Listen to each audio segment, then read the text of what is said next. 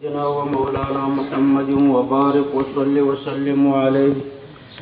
يا أيها الذين آمنوا أطيعوا الله وأطيعوا الرسول وأولي الأمر منكم فإن تنازعتم في شيء فردوه إلى الله والرسول إن كنتم تؤمنون بالله واليوم الآخر ذلك خير وأحسن تأويلا. اے مومنانو اطیعوا الله اشارة الى الكتاب. ادله د شرع څلور دي نو اطیعوا الله پدې کې اشاره کتاب الله ته ده، واطیعوا الرسول اشاره الى السنه پدې کې اشاره د سنت رسول الله صلی الله علیه وسلم ته، واولی الامر منکم اشاره الى الاجماع پدې کې اشاره اجماع ته ده، او فإن تنازعتم في شيء فردوه إلى الله والرسول پدې کې اشاره الى القياس پدې کې اشاره قياس ته ده. نو الله پاک دا څلور ادله پدې آیات کریمه کې ذکر کړو، څلور دلایل: کتاب الله، سنت رسول الله، اجماع او قياس. تفسیر کبیر کې د دې آیات کریمه لاندې همدغه تشریح کړی ده چې په اطیعوا الله کې د کتاب الله ذکر دی، فاطیعوا الرسول کې د سنت رسول الله ذکر دی، فاولی الامر کې د اجماع ذکر ده، او فان تنازعتم کې د قیاس ذکر دی. تفسیر کبیر. نو د ادله اربعه اثبات دی. یو فائدہ په دې آیات کریمه کې ده، او دویمه فائدہ په دې آیات کریمه کې د تقلید د وجوب ذکر دی، ځکه چې په دې آیات کریمه کې د الله پاک د اطاعت ذکر دی، او د رسول الله صلی الله علیه وسلم د اطاعت ذکر دی، او د اولی الامر د اطاعت ذکر ده. دا دریم اطاعت تقلید ده. د اولی الامر د اطاعت لپاره الله شرطونه ولګول، و اولی الامر منکم. اول شرط دا چې دا اولی الامر د چا پیروي چې ته کوي د اولی الامر دا به مسلمانی. الله پاک ورته د منکم په لفظ کې اشاره کوي، نو د غیر مسلم تقلید او پیروي نه ده جایزه. دویم شرط د اولی الامر د پیروي د پاره دا ده چې کله صاحب د امر د اولی الامر د الله او د الله د پیغمبر نافرمانی کوي، نو دیم اطاعت او پیروي ناجایز او ګناه او تقلیدی مذموم ورته وي. رسول الله صلی الله علیه وسلم فرمایي فاذا امر بمعصیه اولی الامر چې کله تا امر په معصیت کولو فلا سمع ولا طاعه. بخاری جلد 2 صفحه 1050. نو دویم چې دا اولی الامر بدرته د الله او د الله د پیغمبر په نافرمانی امر نه کوي. او دریم شرط پکې دا دی چې دا اولی الامر به د الله او د الله د پیغمبر په خپل اطاعت کوي. نو چې دا درې شرط پکې راشي، نو په دې دریو شرطونو سره چې کوله اولی الامر متصفي، نو بیا نه یوازې دا چې اطاعت جایز دی د دې اولی الامر، بلکې د دې آیات مطابق واجب دی. اوس د اولی الامر نه څوک مراد دي؟ نو ګوره په اصولی توګه د دې نه دوه قسمه خلق مرادې دي. د دې دوه تفسیر دي. اول تفسیر دی علما او فقها، او دویم تفسیر د اولی الامر دی عمرا د جیوشو، یعنی مطلق حکام.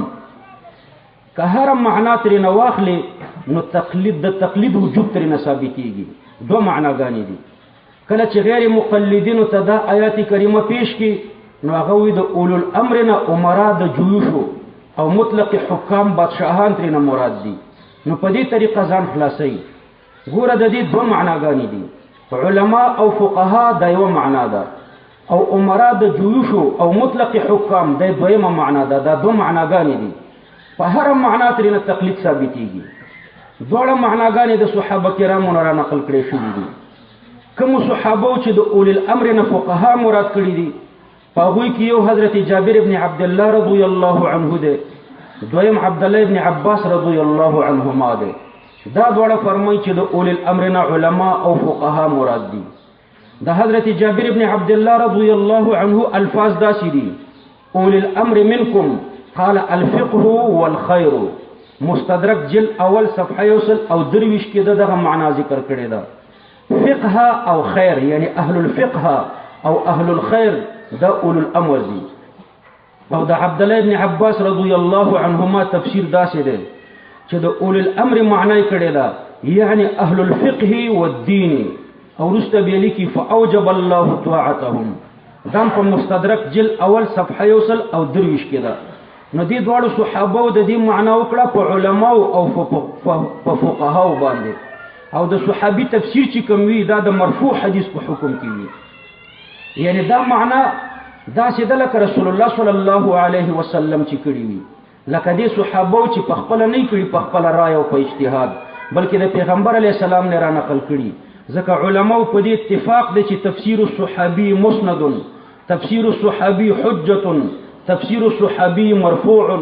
نو دا لکه مرفوع حدیث کې چې دا معنا راغلی وي چې د اول الامر نه علما او فقها مراد دي. ګوره توجیه النظر صفحه 115 دارنګ مستدرک جل اول صفحه 123 او معرفة علوم الحديث صفحه 10، زاد المعاد جل 4 صفحه 52، تدریب الراوی صفحه 15 او دوابیانو یو مشر دی نواب صدیق حسن خان الجنه کې لیکلي صفحه 90 کې چې د صحابي تفسیر د رسول الله صلی الله علیه وسلم فرمان دی، او د صحابي تفسیر حجت دی او د صحابي تفسیر مرفوع دی. نو د اول الامر نه د فقهاو مرادول د دې قاعده مطابق د رسول الله صلی الله علیه وسلم فرمان دی. نو د اول الامر و معنا شو فقها او علما د رسول الله صلی الله علیه وسلم د فرمان مطابق، ځکه د صحابه تفسیر په حکم د مرفوع کې وي. دا خو د صحابه معناګانې درته ما ذکر کړې. په تابعینو کې چې کوم حضرات د اول الامر نه فقها مراد کړي دي، په هغوی کې د یو څو نومونه درته یادوم. حضرت عطاء ابن ابي رباح، حضرت حسن بصری، امام مجاهد، قتاده او ابن ابي ليلى، دا ټول فرمایي چې د اول الامر نه فقها او علما مراد دي. دارمی 30 صفحه کې د حضرت عطاء ابن ابي رباح الفاظ داسې دي چې اول الامر اول العلم والفقه. امام ابو بکر جساس الرازی رحمه الله د دې صحابه او تابعین تفسیر په مختصر الفاظو کې داسې را نقل کړي. هغه فرمایي فروي عن جابر بن عبد الله وعبد الله بن عباس روايه والحسن وعطاء ومجاهد انهم اولو الفقه والعلم، وعن ابن عباس روايه وعن ابي هريره انهم امراء السرايا ويجوز ان يكونوا جميعا مرادين. احکام القرآن دویم جلد او 200 صفحه کې ده. او همدارنګه په بل ځای کې لیکي چې قال الحسن وقتاده وابن ابي ليلى هم اهل العلم والفقه. احکام القرآن کې لیکي دویم جلد 215 صفحه کې. روح المانی چې د دې آیات کریمه لاندې وګورئ نو هغه په کې دا دوه توجیهات ذکر کړي. یو توجیه دا چې د دین اهل العلم والفقه یعنی مجتهدین ترنه مراد دي، او دویم دا چې د دین عمرا د جيوش او بادشاهان ترنه مراد دي. روح المانی ولا داسي وایي قيل المراد بهم اهل العلم، بعضی وایي چې د دین اهل العلم مراد دي. وروا ذلك غير واحد عن ابن عباس وجابر بن عبد الله ومجاهد والحسن وعطاء وجماعة. واستدل عليه ابو العاليه بقوله تعالى. ابو العاليه د دې لپاره دلیلم ذکر کړی دی چې د دین علما او فقها مراد دي. دا قول د الله ورته په دلیل کې پیش کړی دی چې ولو ردوه الى الرسول والى اولي الامر منهم لعلمه الذين يستنبطونه منهم. ولو ردوه الى الرسول والى اولي الامر منهم لعلمه الذين يستنبطونه منهم. ردوه نقول فإن العلماء هم المستنبطون المستخرجون للأحكام. روح المانی داسي فبل آيات كريمة الله پاک فرمائي ولو ردوه إلى الرسول وإلى أولي الأمر نؤلت أولي الأمر لعلمه الذين يستنبطونه. نو مستنبطين دا فقهاء علماء دي. نو دلیل مرته پیش کړي چې د دینه فقهاء علماء مراد دي.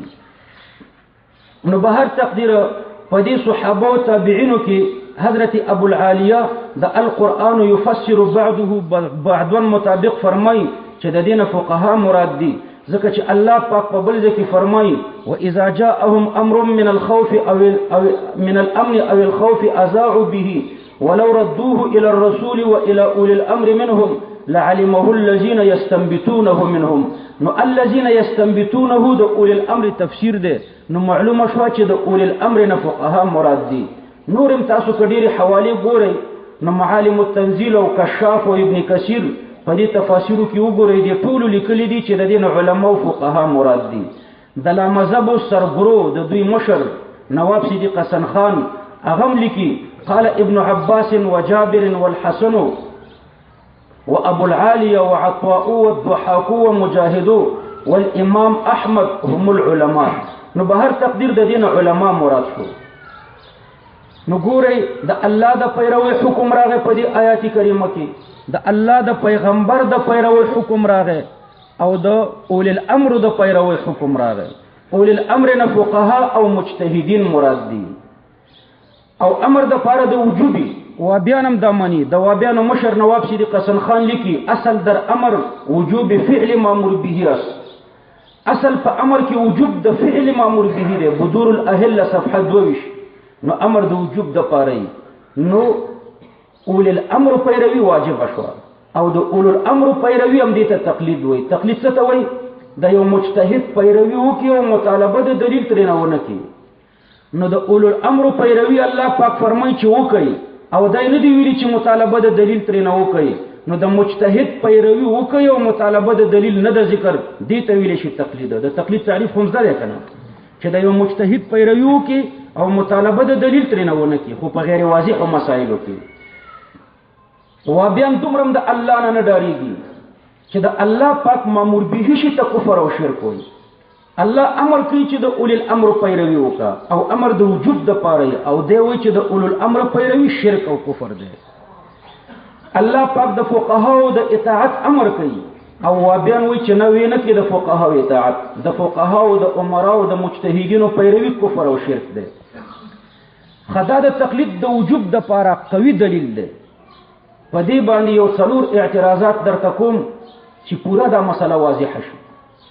اول اعتراض وابیان داسې کوي، ګوره دا وابیان د اهل حدیث په جامه کې منکرین د حدیثو دي، لکه پرویزیان چې ځان ته اهل قرآن وایي، هغه د قرآن د چتر لاندې منکر د قرآن نه دي. نو دوی د حدیث په نوم منکر د حدیثو دي. کم آیات او حدیث چې د دوی د مزاج نه خلافي نو په هغې باندې به اعتراضات او تویلات ورته کوي. نو ګوره اول اعتراض په دوی کې یو مولا دی په 100 لکه روپۍ وابي شوی دی چې مطلق ذکر کم تاسو نوم والی چې څوک دی؟ عبدالسلام رستمی. د په رستم کې قتل وکړو، واړه واړه ماشومان شهیدان کړل او الله په قتل نه معاف کوي. د هغې مقتول ورثه ورته معافي نه ده کړې، حکومت ورته معافي کړې ده په 100 لکه روپو. ومن قتل مؤمنا متعمدا فجزاؤه جهنم خالدا فيها وغضب الله عليه. نو الله د خپل رحمت نه دا سړی لري کوي، واړه واړه ماشومان شهیدان کړل. نو بیا په بندي شو، نو بیا وابیانو په 100 لکه روپو را خلاص کړو. مخکې به ویلي وابیان انګریزان دي، 100 لکه روپو نه وروسته ویلي وابیان چې دي ښه خلک دي. نو بیا وروسته وابي شو. نو د ده یو تفسیر دی په هغې کې دلته په دې استدلال زموږ اعتراض کړی دی. موږ وایو تقلید واجب دی. الله پاک د اول الامر د پیروي حکم کوي او د اول الامر نه علما او فقها او مجتهدین مراد دي.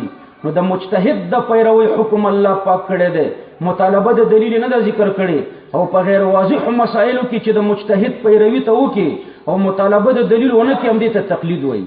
نو د اول اعتراض دا کړی دی وایي چې ګوره اطیع الله د لفظ د الله سره جمله د اطیع ذکر کړه، والرسول دلته هم لفظ د اطیع ذکر کړو او د اول الامر سره لفظ د اطیع نه دی ذکر کړي. نو بس دا اعتراض کړی دی. وابیان چې وګوري بس شیخ صاحب اعتراض کړی دی، نو استدلال غلط دی. هلکه شیخ صاحب دا بهر تقدیر نور الفاظ بنه وایم، خو بهر تقدیر اطیع الله، الله معطوف علیه دی کنه دی، واطیع الرسول واول الامر دا معطوف دی په لفظ د الله ور عطف دی یا په لفظ د رسول ور عطف دی او معطوف په حکم د معطوف علیه کې وي. امغه لفظ د اطیع چې د لفظ د الله سره مراد دی او امغه لفظ د اطیع چې لفظ د الرسول سره مراد دی، امغه لفظ د اطیع د اول الامر سره مراد دی. د یو حکم لاندې د دوړو پیروي راغلی ده، معطوف په حکم د معطوف علیه کې وي. نو که لفظ د اطیع مستقل نه ذکر کړي نو په دې کې څه اعتراض شو؟ دا د اطیع لاندې نه دی داخل، معطوف په حکم د معطوف علیه کې وي. خو په دې کې نقطه څه ده چې دو اطیع ذکر کړه او د دې دریم سره لفظ د اطیع ذکر نه کړو. دا خو قرآن دی، بلیغ کتاب دی، په دې کې الله ډیرو نقطو ته اشاره کوي. یو نقطه پکې دا ده چې د الله اطاعت حقیقی او مقصود به ذات ده او د پیغمبر اطاعت حقیقی ده او د اولی الامر اطاعت دا اطاعت حقیقی او مقصود به ذات نه ده بلکې د اولی الامر اطاعت دا مذهب ده او په دې باندې د الله او د الله د پیغمبر دین ته ځان رسول مقصود دي یعنی د اولی الامر اطاعت مذهب ده چې منزل او مقصود ورته دین ده نو د اولی الامر پیروي که د الله او د رسول الله د پیروي سره موافقه وه او د الله او د نبی د دین رهنمایي کوله نو بیا صحیح ده او که نه وه موافقه نو بیا نه ده صحیح له دې وجه نه دلته لفظ د اطیعو مستقل نه دی ذکر کړی چې د دوی پیروي حقیقی او مقصود به ذات نه ده دا د یو پل په طریقه ده د الله او د الله د پیغمبر پیروي ته تا رسوي مقصود نه ده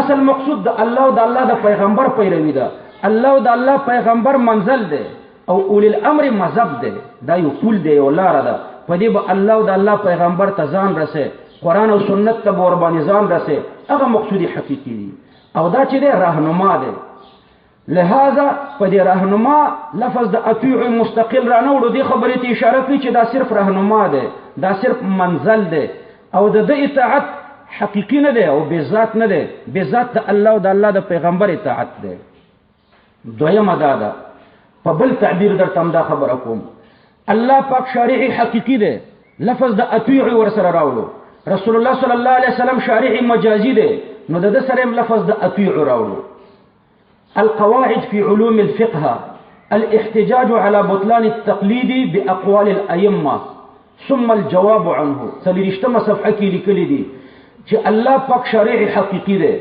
او پیغمبر علیه السلام شارع مجازی ده نو د دې شارع سره لفظ د اطیع راوړو ځکه دا شارع اطاعت حقیقی وي او مقصود بالذاتی او امام صاحب چې د اول الامر مجتهدین چې دي دا نه شارعان حقیقی دي او نه شارعان مجازی دي بلکې دا شارحان دي څه شي شارحان یو قانون سازی او بل قانون دانی قانون سازی حقیقی الله ده قانون سازی مجازی رسول الله صلی الله علیه وسلم ده قانون دان امام صاحب ده قانون ساز نه ده بلکې څه شي قانون دان نو دا شارح ده لدی وجنه د شارحیت ته الله پاک اشاره کوي د دې مجتهدینو او لفظ د اطیع ور سره مستقل نه ذکر کوي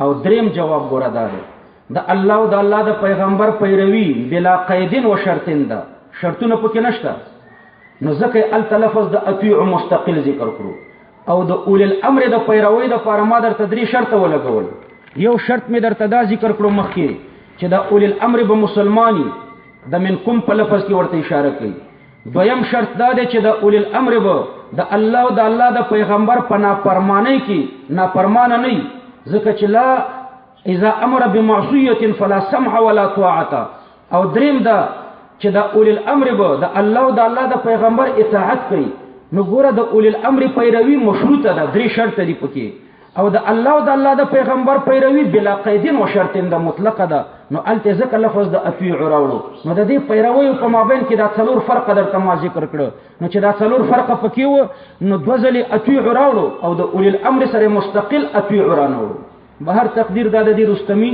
یا رستم خو شکست خورده ته وای یعنی شلک روپو په مقابله کې شکست خوړو مذهب پرې خورو رستم د حضرت عمر په مقابله کې شکست خوړل او کنه د حضرت عمر سره ایران نه جنگیدل او شکست خوړل دویم اعتراض دا ده د عام و بیان کوي سوچ ورته وکي و بیان وای و یو طرف ته وای چې تقلید واجب ده بل طرف ته آیات پیش کړي آیات نه خو فرضیت ثابتېږي بیا یا په بل طریقه اعتراض کوي یو وبي په ما باندې هم داسې اعتراض په یو مناظره کې وکړو و چې تاسو وای چې تقلید واجب ده واجب خو په داسې دلیل باندې ثابتېږي خلاصه کې وای چې پاغي کې شبهه نو آیا په دې آیات کې شبهه ده دا کوم آیات چې تا پیش کړو واجب څه ته وای ما ثبت بدلیل فيه شبهه چې په داسې دلیل باندې ثابتي چې پاغي کې شبهه نو دا آیات چې په دلیل کې پیش کړو آیا په دې کې شبهه ده په دې انداز باندې اعتراض کوي آیا داسې اعتراض کوي چې د آیات نه خو فرضواله ثابتېږي او ته خو چې تقلید واجب ده نو ګوره تاسو ته ما څو ځلې ویلو چې دلایل په څلور قسم دي یو هغه دلایل دي چې قطعي ثبوت او قطعي دلالت دي هغه په جانب د امر کې فرضواله راولي او په جانب د نهي کې حراموالی راولي، حرمت راولي. دویم هغه دلایل دي چې ظني ثبوت او ظني دلالت دواړه طرف ته ظني وي، نو هغه په جانب د امر کې استحباب راولي او په جانب د نهي کې کراهت تنزیهی راولي. او دریم او څلورم چې اختلاف پکې راشي قطعی ثبوت ظنی دلالت یا ظنی ثبوت او قطعی دلالت، دا چې دلایل هغه په جانب د امر کې وجوب راولي او په جانب د نهي کې کراهت تحریمی راولي. دا آیات کریمه قطعی ثبوت ده، خو په مجتهدینو باندې ظنی دلالت ده، ځکه دوه معناګانې شوې. یو معنی د علما او فقها او بل معنی د حکام او امرا د جیوشو، دواړه په حدیثو کې راغلي دي. به هر تقدیر معناګانې دوه شي، نو په مجتهدینو باندې ظنی دلالت ده. لدی وجنه قطعی ثبوت او ظنی دلالت دلیل چې کوم وي هغه په جانب د امر کې وجوب راولي او په جانب د نهي کې کراهت تحریمی راولي. نو تقلید واجب ده او ترک التقلید مکروه تحریمی ده، او د مکروه تحریمی مرتکب فاسقی گمراهی دواله او مدلی بدعتی وي. نو څوک چې تاریکین د تقلید وي هغه فاسقان دي، گمراهان دي، دواله او مدل دي. دا دویم اعتراض. او دریم اعتراض وابیان دا کوي چې ګوره اطیعوا الله واطیعوا الرسول واولی الامر منکم، وای تاسو دعوه د تقلید شخصي کوي او په دې آیات کریمه کې مطلق تقلید ذکر شوی دی. اولی الامر د یو خاص مجتهد نوم پکې نه دی ذکر شوی، مطلق تقلید پکې راغلی دی. نو موږ مطلق تقلید ته واجب بالذات وایو. بس دا یو دعوه خو زموږ په ثابته شوه. تقلید شخصي ته موږ واجب بالغیر وایو. د واجب بالغیر د لپاره به خپل دلیل درته پیش کوم، خو زه دوه جواب وابیانو ته کوم. یو جواب وابیانو ته دا کوم چې مطلق تقلید دی ته وایي چې کله د امام صاحب پیروي کوه، کله د امام شافعي صاحب، کله د امام مالک صاحب، کله د امام احمد ابن حنبل صاحب، کله د سفیان ثوری، کله د سفیان ابن عیینه، کله د امام اوزاعي. دا چې څومره مجتهدین دي مذهبونه مدون دي کنه دي مدون، نو په یو مسله کې د یو پیروي کوه، په بل کې د بل، په بل کې د بل. نو مطلق خو دغه ته وایي کنه. نو وابیانو ته زه اول جواب دا ورکوم چې تاسو تقلید ته شرک وایي. نو احناف چې د یو امام پیروي کوي نو خو یو شرک وکړو د دوی په فتوا، او وابیان چې د څلورو امامانو پیروي کوي مطلق تقلید کې د څلورو وړو پیروي کیږي، نو بیا خو څلور چنده مشرکان شو دوی، څلور چنده. نو بیا چې تاسو مطلق تقلید کوئ خو څلور چنده مشرکان شوي. او احناف چې د یو امام پیروي کوي نو تاسو په فتوا دوی یو چند مشرکان شو. دا خو الزامی جواب. او تحقیقی جواب دا ده چې اطیعوا صيغه ده جمع ده، او اولی الامر صيغه ده جمع ده، او مقابله د جمع چې د جمع سره راشي فائدہ کوي تقسیم د احاد او احاد. دا خو تاسو اوریدلی رکبو دوابهم، هر سړی په خپل سپرلې سور. نو د یو امام تقلیدم د دې آیات نه ثابت شو، صحیح شو، او مطلق تقلیدم ثابت شو. ځکه مقابله د جمع چې د جمع سره راشي نو فائدہ کوي تقسیم د احاد او احاد. یو دریم جواب ورته دا ورکا چې مطلق تقلید دی ته وایي چې په یو مسأله کې د یو امام پسې ځي او په بل مسأله کې د بل امام پسې ځي، دې ته تتبع الرخص وایي او دې ته تلفیق وایي، او دا اجماعا حرام دی. دا کار چې څوک کوي هغه حرامي دی اجماعا. حرامي څه معنی؟ چې حرام کار کوي. یو ابي ماته ویل قرات خلف الامام کې وایي په دې کې دعوه ولګوه. ما قرات خلف الامام خو ته کې دعوه ته ولګوه، دا بیچارهګان دعوه نشي لګولای. خو چې زه ډیر مجبور کړم نو ما ورته ویل ځه بزه به درته ولیکم چې څوک قرات خلف الامام کوي حرامي دی. نو دا د خیال ته دا راغله چې حرامي به دا معنی چې مور به چېرته غلا کړي وي، نو مې حرامي دا معنی چې مرتکب د حرام دی، حرام کار وکړو. خو همدې ته هم حرامي وایي که نه چې حرام کار وکړو. نو به هر تقدیر تتبع الرخص او تلفیق چې دی حرام دی، او څوک چې دا کار کوي نو حرامي دی چې یو مسله کې د یو امام پسې ځي بلکې د بل امام پسې ځي. حوالې درته پیش کوم، ډېر حوالی دي، خو یو حواله به تاسو ته ذکر کوم د ابن تیمیه رحمه الله. هغه فرمایي فیکون فی وقت یقلدون من یفسده وفي وقت يقلدون من يصححه بحسب الغرض والهوى ومثل ذلك لا يجوز باتفاق الائمه.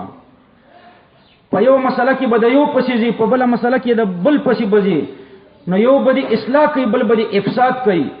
نو استاد غرض او د خواهش مطابق به دا مسائل راټوله. ومثل هذا لا يجوز باتفاق الائمه. د اتفاق د امامانو دا تلفیق او تتبع الرخص چې دا حرام دی. مجموعه الفتاوى 12 جلد شپږ شپږم نمبر صفحه ده. همدارنګه مخکې به لیکي لأن ذلك يفتح باب التلاعب بالدين، دا په دین باندې د رشخند او د لوبو د دروازې کولاول دي چې یو مسله کې د یوې پسیزي او بل مسله کې د بلې پسیزي. تاسو به د وابیانو نه باوریدلی چې د هر امام مسله را تخوان راکې هغه پسیزم، یعنی د ما د خواهش سره چې مطابق وي امغه پسیزم. نو دا وایي د دین باندې د لوبو د دروازې کولاول دي. وفتح للذريعه الى ان يكون التحليل والتحريم بحسب الهوى. شرح المهذب فصل في آداب المستفتي اول جلد اتیا صفحه ده. احقاق الحق تاسو ګوري تقریبا 3 پاڼې می حواله په دې کې را نقل کړي دي. 3 پاڼې حواله دي چې دا تلفیق او تتبع الرخص دا حرام ده. علامه سمهودی رحمه الله د امام نووي قول را نقلي چې هل يجوز لمن تمذهب بمذهب ان يقلد مذهبا اخر فيما يكون انفع له ويتبع الرخص. آیا دا جایز ده چې یو حنفي د خپل خواهش د مسلې لپاره د شافعي په مذهب باندې عمل وکړي؟ نو هغه فرمای لا يجوز تتبع الرخص. تتبع الرخص نه دی جایز. عقد الجد عقد الفريد یوصل او یولسم نمبر صفحه کې دا لیکلي دي. دا دویم اعتراض او دریم اعتراض کوم اعتراض دویم قدرمو دریم کنه ها څلورم اعتراض درته ذکر کوم. و بیا دا اعتراض کوي چې اطیعوا الله واطیعوا الرسول واولي الامر منكم. د دې پسې د آیات کې وګورئ فإن تنازعتم في شيء فردوه إلى الله والرسول. دا ور پسې راغلی دی. او فإن تنازعتم کې وابین و چې خطاب عام مؤمنانو ته دی، یعنی که د مؤمنانو په منځ کې په یو مسأله کې اختلاف راشي نو د الله او د الله رسول ته به راجی کوي، امامانو فقهاو ته به نه راجی کوي. تاسو ورته جواب ورکړئ چې مفسرین فرمایي چې فإن تنازعتم کې عام مؤمنانو ته خطاب نه دی بلکې اولي الامر ته دی. ځکه چې په فإن تنازعتم کې د فا کلمه راغلې ده او فا د تعقیب مع الوصل د پاره ده. نو دا جمله چې د اولي الامر پسې متصله ذکر شوې ده نو خطاب بم یوازې اولي الامر ته، یعنی که د اولي الامر د مجتهدینو په مابین کې په یو مسله کې اختلاف راغی نو کتاب او سنت ته دا مسله راجی کی او الته ورته مقیس علیه وګوري. امام ابو بکر الجساس رحمه الله د دې لپاره بل دلیلم ذکر کړی دی. هغه فرمای فامر اولي الامر برد المتنازع فيه الى كتاب الله وسنه نبيه اذا كانت العامه ومن ليس من اهل ليست هذه منزلتهم لانهم لا يعرفون كيفيه الرد الى كتاب الله وسنه نبيه. وعوام تدا خطاب نه ده، عوام به څنګه په کتاب الله او په سنت رسول الله کې مقیس علیه د یو اجتهادي مسلې لپاره ګوري. هغه خو یا ټانګه چلی یا رشکه چلی یا ټیکسي چلی یا چولی خرڅي، هغه به څنګه خپل مسله کتاب او سنت تراجی کوي؟ هغه د کتاب په معنا هم نه پوهیږي. نو دا خطاب اولي الامر ته ده چې مختلف فيه مسله کتاب الله او سنت رسول الله تراجی کوي. ځکه چې عوام او هغه خلک چې د دې اهلیت پکې نه هغه د واپس کولو په چل نه پوهیږي، ډیروران او کلندران او ټانګو والا به څنګه خپل اختلافي مسله په کتاب او په سنت باندې حل کوي؟ دا خو بدیهي مسله ده. ما خو تاسو ته مخکې یو واقعا ذکر کړی و، یو وابیو زما ورسره مناظره وه، نو هغه خپلو وابیانو ته دا آیات پیش کړو چې فإن تنازعتم فردوه إلى الله والرسول. که ستاسو په یو څه کې اختلاف راغلو الله او د الله پیغمبر ته حواله کوي. نو ما هغه مریدانو ته ویلي چې ستاسو د مولا د خدای دعوه وکړه، تاسو ته وایي الله او د الله پیغمبر ته حواله کوي، بیا درته وایي چې ما ته حواله کوي، یعنی زم خدای او پیغمبر یم. ځکه یو طرف ته درته وایي چې الله او د الله پیغمبر ته حواله کوي، بیا در سره دی راغلی دی. تاسو هم دته خدای وایي، ځکه ستاسو میشن دا دی چې مسله به الله او د الله پیغمبر ته حواله کوو او بیا هم دته حواله کړې ده. حتی یو بل اعتراض وکړي چې دلته خو تقلید نه ذکر شوی، اطاعت ذکر شوی دی. نو جواب وکړي چې اطاعت او تقلید او اقتدا دا ټول یو شی دی، پیروي ته وایي. دا خو که د اولي الامر نه اوله معنا واخلئ چې د دین علما او فقها مراد دي، نو تقلید ترې نه صراحتا ثابت شو. او که د اولي الامر نه حکام او عمرا د جویشو مراد کوي نو بیا ترې نه تقلید ثابتېږي که نه ثابتېږي؟ دا دویم جواب د شکست خورده وکړی دی. و بل جواب دا دی چې د دین فقها او مجتهدین نه دي مراد، بلکې څوک ترې نه مراد دي؟ حکام او عمرا د جویشو. دا معنا هم صحیح ده. د ابو هريره رضی الله عنه په یو روایت کې راغلی ده او د عبد الله ابن عباس رضی الله عنهما په یو روایت کې راغلی ده. احکام القرآن د دې آیات لاندې او روح المانی د دې آیات لاندې دا ډول معنا ذکر کړی ده. د ابو هريره پر روایت او د حضرت عبد الله ابن عباس رضی الله عنه پر روایت چې د دین حکام مراد دي او عمرا د جيوش مراد دي. خو ګورئ ورونو بیا هم ترنه تقلید ثابتېږي. وجه دا ده چې موږ د حکامو اطاعت کوو نو په دین کې کوو که په دنیا کې کوو. دین او دنیا مذهب او سیاست دا ټرمپ سره جدا کړی دي. دا غربي مفکوره ده. اسلام کې دی کې فرق نشته. دین او دنیا مذهب او سیاست دا یو شی دی.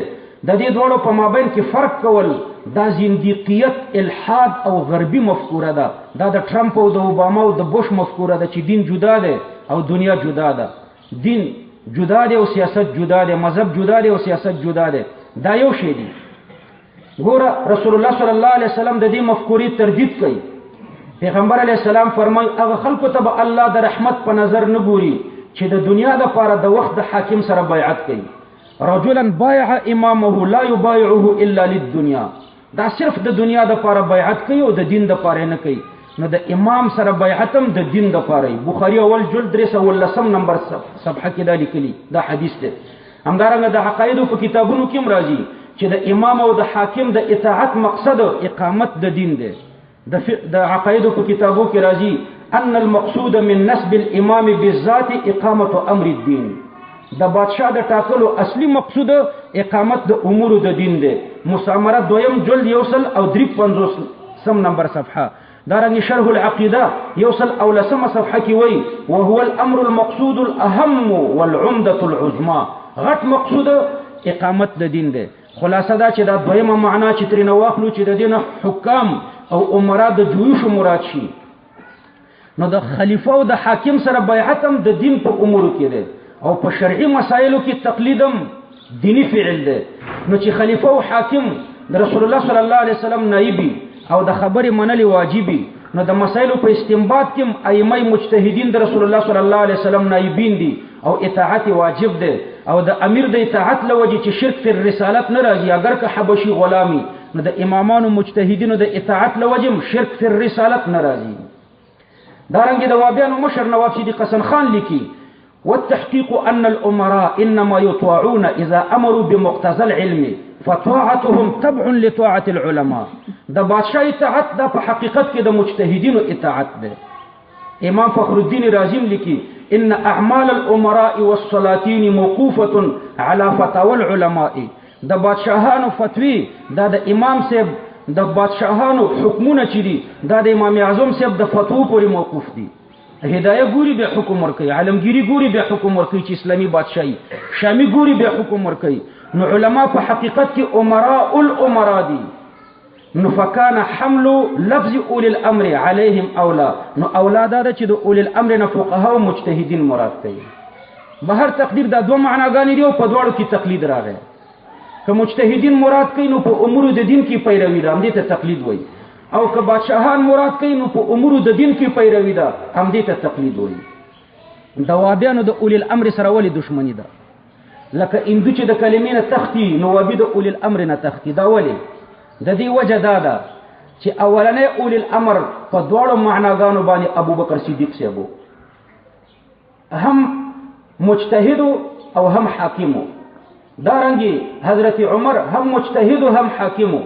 دارنګي حضرت عثمان هم مجتهد هم حاکم. حضرت علی هم مجتهد هم حاکم. په دواړو معناګانو باندې دوی اول الامر وو او د دې صحابه سره د دوی دشمنی ده.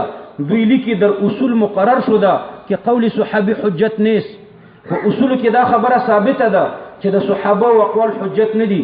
دا وی بدعت عمری ده، دا عثماني ده، دا بدعت علوي ده، دا بدعت صدیقي ده. ابو بکر صدیق صاحب دې ځکه غلط شوی دی او حضرت عمر دومره غلط شوی دی او حضرت عثمان دومره غلط شوی دی. نو دوی د صحابه سره دشمنی کوي. نو د صحابه اول الامر دی په هر معنا سره او دوی د صحابه قول او فعل او تقریر ته حجت نه وي. دا د وجوب د تقلید د لپاره ګوره قوي دلیل دی. الله پاک فرمایي اطیعوا الله یا ایها الذین آمنوا ای مؤمنانو اطیعوا الله د الله پیروي وکړئ او د پیغمبر پیروي وکړئ و اول الامر منکم او د مجتهدین فقهاو پیروي وکړئ. زه تاسو ته یو اته کې خیمه دا ان شاء الله چې زده کوي د دینه به د وابیانو یو دلیل هم نه بچ کیږي. ګوره وابیانو که د تقلید په خلاف تاسو ته دلیل پیش کړو چې د چا د کم امتی د پیروي نه پکې منع راغلی و نو که د تقلید په خلاف تاسو ته دلیل پیش کړو چې په دې دلیل کې داسې راغلی وو چې د الله او د الله د پیغمبر پیروي وکړي او د بل چا مه کوئ نو تاسو پکې سوچ وکړئ چې د چا د پیروي نه پکې منع ده د مجتهد او که د غیر مجتهد په دې د وابي په دې دلیل کې به سوچ کوي وابي یو دلیل پیش کړی دی د امتی د پیروي نه پکې منع ده نو ته په دې دلیل کې سوچ وکړه چې دا امتی مجتهد دی که غیر مجتهد دی یو دلیل به هم داسې پیدا نه کوي چې د مجتهد امتی د پیروي نه پکې منع یو دلیل به هم داسې نه ضرور به د غیر مجتهد امتی د غیر مجتهد د پیروي نه پکې منع نو تاسو به مختصر جواب ورکړئ چې تقلید دې ته نه وایي چې د غیر مجتهد پیروي وکړي تقلید خو دې ته وایي چې د مجتهد په راهنمایي کې په دین عمل وکړي په غیر واضحو مسایلو کې تقلید خو د مجتهد کېږي او دا تا چې یو وابي کوم دلیل پیش کړی دی په دې کې غیر مجتهد ذکر شوی دی مثلا یو مثال به درته اوس پیش کړم وابیان د تقلید په خلاف د آیات کریمه پیش کړي واذا قيل لهم اتبعوا ما انزل الله قالوا بل نتبع ما الفينا عليه ابانا چې کله دوی ته ویل شي چې د قران پیروي وکړي نو دوی وایي چې موږ د خپل پلارانو پیروي کوو د خپل امامانو پیروي کوو امام صاحب امام شافعي صاحب بل نتبع ما الفينا دا د تقلید په خلاف د آیات کریمه پیش کړي دا د مشرکین پلاران دلته الله ذکر کړي د مشرکین پلاران مجتهدین او غیر مجتهدین غیر مجتهدینو دلته د غیر مجتهد د پیروي نه منع ده دا د غیر مجتهد پیروي خو وابیان کوي د وابیانو دا د پیښور عوام د امین الله په روان دي کنه دي امین الله مجتهد نه ده ګوره د وابیانو ټول عوام په دې پیښور کې چې دی امین الله پسې دي امین الله غیر مجتهد ده لکه مشرکان بچ د غیر مجتهد پسې تلو نو دا د دوی پیروي داسې ده لکه د مشرکانو مشرکان بم د غیر مجتهد پسې تلو دوی د امین الله پسې دي د غیر مجتهد ده نو دا د وابیانو د پیروي ذکر ده د مقلدینو نه ده مقلدین خو د مجتهد پیروي کوي به هر تقدیر اول جواب ده خو ان شاء الله چې ته خبرې دي دا خاص ده کوي تاسو به د دوی په دې دلیل کې سوچ کوئ چې د مجتهد د پیروي نه پکې منع ده که د غیر مجتهد قرآن کې چې څومره د آباو د اجدادو د پیروي نه منع راغلی ده هغه ټول غیر مجتهدین وو صحیح شو نو دا د غیر مجتهدینو د پیروي نه منع ده دې ته تقلیدي مضمون وایي داسې پیروي وابیان کې د وابیانو عوام امین الله پسې روان دي امین الله د هری چند هندو پسې روان دي دا ټوله سلسله د دوی د غیر مجتهدینو ده دویم تاسو به د دوی په دې دلیل کې سوچ کوئ چې د پیروي نه پکې منع راغلی وه یو دلیل پیش کړو نو تاسو به د دوی په دې دلیل کې سوچ کوئ چې په واضحو مسایلو کې د پیروي نه منع ده او که په غیر واضحو مسایلو کې یو اجتهادي مسایل دي دا غیر واضح دي اجتهادي مسایل او بل منصوصي مسایل دي د عقاید او مسایل دا واضح مسایل دي په خبره خو پوه شئ نو تاسو په د دوی په دې دلیل کې سوچ کوئ چې په واضحو مسایلو کې د چا د پیروي نه منع ده او که په غیر واضحو مسایلو کې نو که چېرته په غیر واضحو کې به تاسو پیدا نه کوئ ضرور به په واضحو مسایلو کې د پیروي نه منع راغلی وي په واضح کوم مسایل دي عقاید او منصوصي غیر متعارض غیر محتمل التاویل چې منصوصي وي تعارض هم پکې نه او احتمال د تاویلات هم پکې نه یا د عقاید او مسایل نو د دینه به منع راغلی وي او غیر واضحو کې منع چرته نه راغلی نو تاسو به د دوی په دې دلیل کې سوچ کوئ چې په واضحو مسایلو کې د چا د پیروي نه منع ده که په غیر واضحو کې نو که په واضحو کې وه نو ته به ورته وایي چې په واضحو مسایلو کې تقلید نشته عقایدو کې تقلید نشته او منصوصي غیر متعارض او غیر محتمل التاویل مسایلو کې تقلید نشته تقلید خو په غیر واضحو مسایلو کې کېږي چې یا غیر منصوصي وي یا منصوصي وي او تعارض پکې وي یا منصوصي وي خو احتمال د ډیرو تاویلاتو پکې وي دا غیر واضح مسله ده لکه تاسو ته یو مثال پیش کوم یو وبي ما ته دا حدیث پیش کړو یو مناظره کې تاسو به اوریدلی یو میاشت مخکې یو وبي ما سره بحث نو هغې کې دا حدیث پیش کړو لا یقلدن احدکم دینه رجلا ان آمن وان کفر کفر ما چیلنج ورکړو چې هندوستان ته چې انګریزان راغلل 140 کاله کېږي د دې نه 15 منټه مخکې ما ته یو مسلمان وښیه چې په تقلید رد کړی هندوستان ته چې انګریزان راغلل د دې نه 15 منټه مخکې یو مسلمان راته وښیه چې په تقلید رد کړی وای خادر تخیمه صحابي دی عبد الله بن مسعود صاحب هغه ویلي دي چې لا یقلدن احدکم دینه رجلا وای عبد الله بن مسعود صاحب ویلي دي لا یقلدن احدکم دینه رجلا تقلید دین کوي یو تاسو په دین خپل کې د سړو ان امن وان کفر کفر تر دې پورې دا حدیث را نقل کړو نو ما ورته دوه جواب ورکړ. دا دویم جواب ورته ورکړ. دویم جواب می تاسو ته وښودو. تاسو په دې مسایلو کې سوچ کوئ شاباش چې په واضحو مسایلو کې د پیروي نه منع ده که په غیر واضحو کې. دلته خو په واضحو مسایلو کې ان آمن وان کفر کفر، دا خو د عقایدو مسایل دي. لا يقلدن احدكم دينه رجلا ان آمن وان کفر کفر، دا واضحه مسله ده که غیر واضحه؟ ایمان او کفر مسله ده، دا خو د عقایدو مسلې دي. او تقلید په واضحو مسایلو کې نه کیږي. تقلید په چا کې کیږي؟ غیر واضح. په خبره پوه شو؟ غیر واضح مسائل دادي یا غیر منسوسی ده یا منسوسی متعارضه ده یا منسوسی محتمل التاویل ده یا منسوسی ده غیر مبینه الحکم ده. بس دا غیر واضح مسائل دي. یو رد می دا په یو جواب. دویم جواب می ورته وی چې حدیث پورا کړ. حدیث دیني مو ویلې و بیان دومره یتیم مسلک ده چې آیات او حدیث کې کټایونه کې نیمه مسله نشي ثابته ده. مو حدیث پورا کړ. و حدیث پورا ده. مو ته دا امین الله د کتاب نه ویل هغه نیم را نقل کړی دی. په غور پسې شاته 3 صفر یې خېدي. امین الله مطلب یې دا دی چې دا 3 صفر اخوه ته څشته خو زما د مزاج نه خلاف دي. د دې وجه نه لیکم د مزاج نه خلاف دي. مو حدیث پورا کړ. و کته پورا کړ 1 لک روپۍ درکو. مو خواوره ورپسې دا دی وان كنتم لابد مقتدين فاقتدوا بالميت فان الحي لا يؤمن عليه الفتنه. که تقلید کوئ نو د مړو وکئ، ځکه دا ژوندي چې دي دا په 2 ډالر هم خرڅېږي. فإن كنتم لابد مقتدين فاقتدوا بالميت فإن الحي لا يؤمن عليه الفتنة. كتقليد کوئ نو د مړو وکئ، ځکه ژوندی په 2 ډالر هم خرڅېږي. حواله درته ذکر کړم، حواله لیکلې ده وسره نه هیره ده. مجمع الزوائد کې دا حواله ده. مجمع الزوائد باب الاجتهاد والقياس. د دې لاندې وګوره د حدیث یلته پوره کړی دی. باب الاجتهاد والقياس مجمع الزوائد. بهر تقدیر دا 1 لک روپۍ خو چیلنج را کړی او ما دا 1 لک روپۍ د ټرم نه اخیستې دي. دا زمانه دی په کارزه چرته صدقه خو چیلنج راکړو چې حدیث پورا کړه، خدا مې درته پورا کړو. په دې پوه شو؟ دویم جواب بداور کوي. ګوره د دوی په دې دلیل کې به سوچ کوي چې په واضح مسایلو کې د پیروي نه منع ده که په غیر واضح کې. پوه شو؟ دریم دا هدایت الله ورېدلې دا مناظره د سره شته ده که بیا هم په کار یې دنه واړوي چې دا چیلنج ما ته راکړی او بیا ترې نه ما وګټلو. بیا لاندې ورسره خلکو کمنټونو کې لیکلي وای مولانا صاحب دا 1 لک روپو باندې ځان ته کتابونه واخله د تقلید تعریف پیدا کړه. تا خو 2 غنټې مناظره وکړه د تقلید تعریف دې مونږ کړو. زه بیا ورته وایم د تقلید تعریف وکړه 3 غنټې باندې مونږ کړو. وای ځان ته د تقلید تعریف پیدا کړه. دریم به تاسو د دوی په دې دلیل کې سوچ کوئ. دا به الزامي ردی و بیان چې د تقلید په خلاف کوم دلیل پیش کړي. تاسو به په دې الفاظو کې ګورئ چې د تقلید کلمه پکې ده که د اتباع کلمه پکې ده.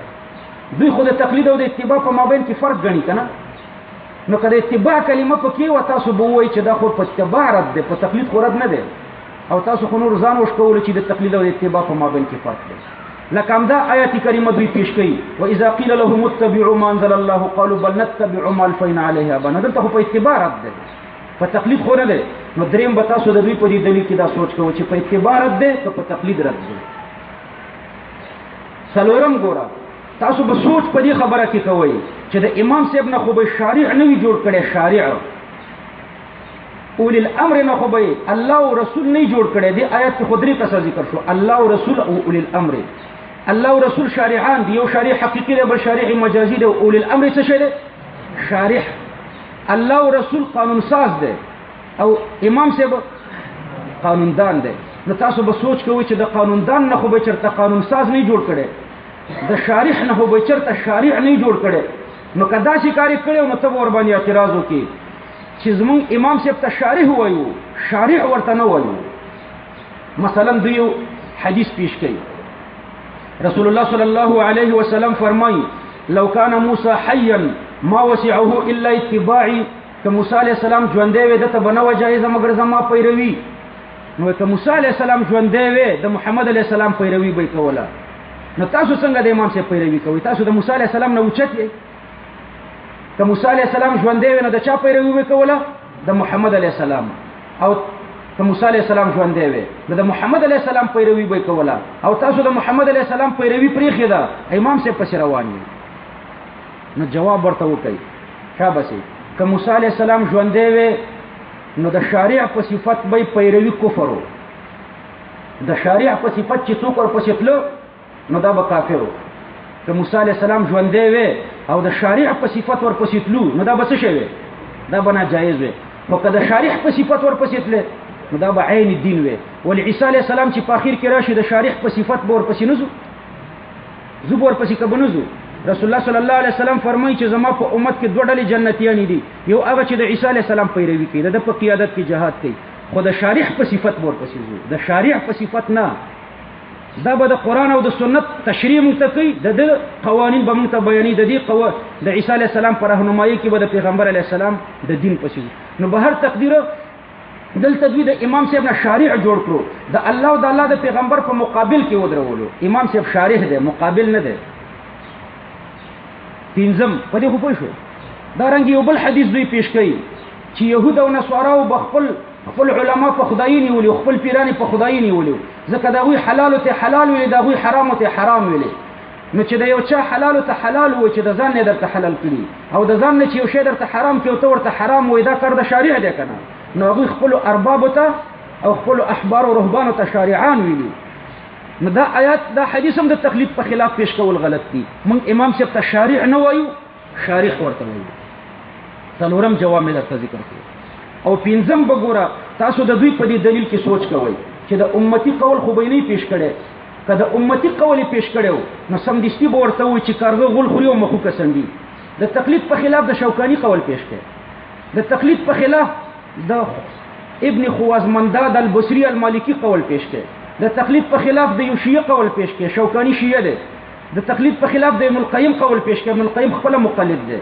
د طحاوی قول پیش کړي هغه په خپل مقلد دی د قرطبي قول پیش کړي هغه په خپل مقلد دی نو د امتیانو اقوال چې پیش کړیو نو ته به ورته وایي چې د امتی قول پیش کول دا په خپل تقلید دی نو د تقلید په خلاف دی تقلید وکړو د امتی قول دی ولې پیش کړي اکثر دوی د امتیانو اقوال پیش کوي شپږم به تاسو سوچ کوئ ګوره سوچ به داسې کوئ چې هر عبارت دوی پیش کولو نو د یهودي په عبارت به اعتماد کوئ خو د وابي په عبارت به نه کوئ د عیسوي په عبارت به اعتماد کوئ د شیعه په عبارت یې وکئ خو د وابي په عبارت نه کوئ وابي چې دروغ ونه وایي که نه نیم وابیت هم نه ثابتېږي نیم جزء تاسو به زما واټساپ ګورئ په فقه یې اعتراض کړی وي وابي ما ته چیلنج راکړي و 14 چیلنج ما ته وایي 14 چیلنج یې دا وایي نه چې د انسان د نوم نه لاندې ویښته خریلی شي علمګیري کې لیکلي دي چې نه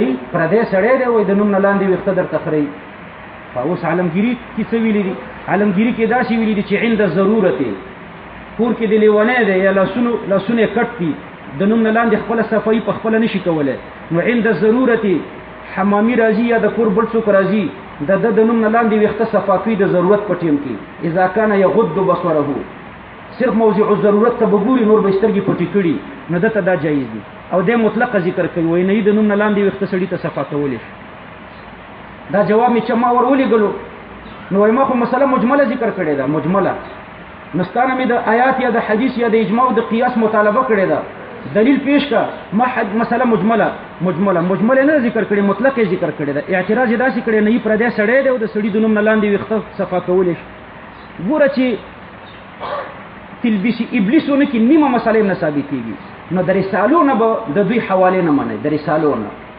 حقیقت الفقه درته ښیي رسالې درته ښیي اصلي کتاب چې وګورئ مسله حل ده اصلي کتاب ته رجوع کوئ هر اعتراض چې کولو اصلي کتاب کې به دا مسله ګورئ مثلا دوی د آیات کریمه پیش کړي د تقلید په خلاف قالوا بل نتبع ما الفینا علیه آبانا من پیروي د خپل پلارانو کو آیات دې پوری لیک حالانکه آیات ورپسې نورم شته اولو کان آباهم لا يعقلون شيئا ولا يهتدون دا نه وایي اطيعوا الله واطيعوا الرسول اولي الامر نه وایي نو نیم آیات وایي نیم نه وایي چې آیات او حدیث نیم نه کې نیمه مسلې نشي ثابتېدل نو شپږم چل داده د مناظره چې تاسو به اصلي کتاب ورپسې ګورئ او هم دا چې تاسو به د دوی دلیل ته ګورئ دی هم جواب کې ښه سوچ وکړئ دوی داسې دلایل د تقلید په خلاف پیش کوي چې په هغې کې د الله او د الله د پیغمبر د پیروي حکم داسې آیتونه او حدیثونه پیش کوي چې په هغې کې راغلي وي چې د الله پیروي وکړئ او د الله د پیغمبر پیروي وکړئ لکه اطیعوا الله واطیعوا الرسول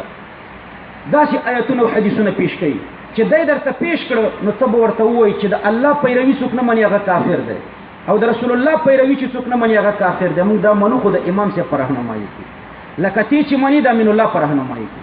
کته و چې زه د امین الله پر راهنمایي کې نه منم نو بیا صحیح ده د امین الله ټول کتابونه راټول که ور ورته واچوه چې زه پته ولګېږي چې ته د هغه پر راهنمایي کې نه منې. پوه شو؟ نو که دوی درته داسې آیتونه او حدیثونه پیش کول چې په هغې کې د الله او د الله د پیغمبر د پیروۍ ذکر و، نو څه جواب به ورکوئ؟ جواب دا دی چې په دې کې کم دی د تقلید په خلاف څه مسله. په تقلید کې د الله او د الله د پیغمبر پیروي کېږي، خو د مجتهد پر راهنمایي کېږي. د الله د پیروي نه چې څوک منکر هغه کافر دی، او د رسول الله د پیروي نه چې څوک منکر هغه کافر دی. زموږ د اصول په کتابو کې هم دا دي، اول دلیل کتاب الله دی، دویم سنت رسول الله دی. نو دا د چا پیروي شو؟ پوه شو؟ نو په وابي درته داسې آیتونه او حدیثونه پیش کړي چې په هغې کې د الله او د الله د پیغمبر د پیروي حکم و، نو څه به ورته وایي؟ مختصر چې موږ د الله او د الله د پیروي نه چې څوک منکر هغه ته کافر وایي. موږ د الله او د الله د پیغمبر پیروي کوو، خو د مجتهد پر راهنمایي کوي، لکه وابي چې کوي د امین الله او د هریچند هندو پر راهنمایي کوي. اتم جواب درته ښیم، اتم دا دی تاسو به د دوی د دلیل او د دعوی په مابین کې مطابقت ته ګورئ. دوی وایي تقلید شرک دی، بدعت دی. تقلید شرک دی، بدعت دی. ما یو وابي ته ویلي دا قضیه تقلید شرک دی او بدعت دی، دا منسوسي قضیه ده که اجتهادي ده؟ نو نه داسې ویلی شو چې منسوسي ده ځکه په نس کې نه راغلي، او نه داسې ویلی شو چې اجتهادي ده. که داسې ویلی وی بیا خو د دې دا قضیه د مجتهد نه ثابتول پکارو. کوم مجتهد بیا داسې ویلي چې تقلید شرک دی؟ وایي دا نه منسوسي ده نه اجتهادي ده، بدعي ده. دا تقلید شرک دی، دا کومه قضیه ده؟ بدعي. که چې بدعي ده نو موږ ته بدعتي شو چې داسې قضایا بیانوي. دا قضیه خو تا بیان کړې ده چې تقلید شرک دی، او دا بدعي قضیه ده، نو وابیان بدعتیان شو چې داسې قضیه بیانوي. بهر تقدیر د دلیل او د دعوی په مابین کې به مطابقت ته ګورئ. دوی وایي تقلید شرک دی، دلیل کې به وایي اطیعوا الله و اطیعوا الرسول، د الله او د الله د پیغمبر پیروي وکړئ. هلکه دې کې د تقلید نه لفظ شته نه معنا شته، دلیل او دعوه کې مطابقت. نو دا یو څو چلونه مې درته وښوده. نو اوس تاسو ته زه اوس وایم، تاسو راته جواب راکړئ. یو دلیل د تقلید په خلاف دوی دا پیش کوي: اتخذوا احبارهم ورهبانهم اربابا من دون الله. یهودیان خپل علما او پیران د الله نه بغیر خدایي باندې نیولیو، د هغوی حلالو ته به حلال ویلې او د هغوی حرامو ته به حرام ویلې. نو څه جواب به کوئ؟ هغوی ترېنه شارعان جوړ کړي، او موږ امام صاحب ته داسې نه وایو چې د امام صاحب حلالو ته حلال وایو او حرامو ته حرام وایو. موږ خو امام صاحب ته شارح وایو. ګوره دا یو دلیل شو. دویم دلیل وابیان وایي اذا قیل لهم اتبعوا ما انزل الله قالوا بل نتبع ما الفینا علیه آباءنا. دې ځای پورې آیات پیش کوي. نو د دې ډېر جوابونه دي، ښه یو جواب وکړئ. د دوی پلاران غیر مجتهدینو، دا یو جواب. اول جواب پکې چلیږي که نه؟ دویم جواب هم پکې چلیږي. دویم جواب څه و؟ دویم جواب د غیر واضحو مسایلو کې دوی پیروي کړې ده، که په واضحو کې دوی په حقایدو کې د پلارانو پسې روان وو. صحیح شو؟ واضحو مسایلو کې حقایدو کې د پلارانو پیروي کوله. هغه څلورم جواب هم چلیږي. دلته په اتباع رد دی، په تقلید رد نه دی. نو ډیر جوابونه دي ان شاء الله چې یو دلیل هم د دې نه دوی بچ کېدی نشي. تمریناً درته ما درته یو څو مثاله پیش کړو. دارنګه دا امین الله یو دلیل پیش کړي: اتبعوا ما انزل الیکم من ربکم. د قران پیروي وکړئ. دا د تقلید په خلاف پیش کړي، د قران پیروي وکړئ. نو کوي جواب څوک چې د قران پیروي نه کوي خو کافر دی. موږ د قران پیروي کوو، د امام سے پر راهنمایي. صحیح دا والذین یؤمنون بما انزل الیک وما انزل من قبلک، دا د تقلید په خلاف پیش کړي. مؤمنان هغه خلک دي چې په تورات او په انجیل او په قران په دې ټولو ایمان لري. صحیح دا د تقلید په خلاف پیش کړي. نو جواب وکړئ په دې کې کا بسې څوک چې د دوی پیروي نه کوي هغه کافر دی. موږ د امام سے پر راهنمایي کې د دې پیروي کوو. همداسې یو دلیل ان شاء الله چې نشي بچ کېږي. دا مې تاسو ته اختصارا دا دلیل وښوده. ما د یو وابي سره مناظره وه، په یادو باندې موټر کې روان وم، سره مې مناظره کوله. دا چل مې زده و. یوه نیمه ګنټه مناظره وه، د هدایت الله شاهد دی. په یوه نیمه ګنټه کې حرکت هم رانه ونه کړو. الله په ښه وشرمولو. هغه ته داسې ډېر ډله ناسته وه، او هغه واټساپ کې هغه خبرې راځي، شیخ صاحب دې ته رجوع وکړه، شیخ صاحب دې ته رجوع وکړه، فتحې مرته روانې دی، دغه مرته دلایل مرته بل څوک ښیي، خو بیا هم حرکت نشي کولی. دا خبرې ما په یاد یادې کړي، دا اته دلایل. نو دوی یو دلیل هم د دې نه نشي بچ کېدی. یا ایها الذین آمنوا، ای مؤمنانو، اطیعوا الله، پدې پیروي وکړئ تاسو د الله، او اطیعوا الرسول، او پیروي وکړئ د رسول الله صلی الله علیه وسلم، و اولی الامر منکم، پدې کې اشاره اجماع ته ده، د مجتهدینو پیروي وکړئ. فإن تنازعتم کستاسو تنازع راغلا اے اولی الامر فی شیء پیو مسئلہ کی فردوه الى الله والرسول اغا واپس کئی اللہ دا اللہ پیغمبر تم ان کنتم تؤمنون بالله کچرتیی تاسی چی ایمان لري په الله او پورز اخیرنه باندې ذالک خیر دا ایمان خیر دی او احسن تاویلا او خدای په اعتبار د عاقبت سره الم تر الى الذين يزعمون دا خطاب دی رسول الله صلی الله علیه وسلم تم او تعجب دی رسول الله صلی الله علیه وسلم دی چې یا رسول الله تتعجبکم الم تر یعنی الم تنظر خپل معنی دادم آیت نګوري الى الذين اغه بشری منافق خاص و ما يهوديا چې د یو يهودي سره لانجوا بشر منافق د یو يهودي سره لانجوا يهوديان رشوت خواره خلکو د پیغمبر علی السلام په زمانه کې به خلکو ته په پیسو باندې فیصله کولې دلته د یو منافق او د یو يهودي سره لانجوا يهودي په حق او منافق په باطل او منافق د کعب ابن اشرف طرف ته کش کولو ځکه چې هغه غلطي فیصله په پیسو کولې او يهودي د پیغمبر علی السلام طرف ته زور کولو ځکه پیغمبر علی السلام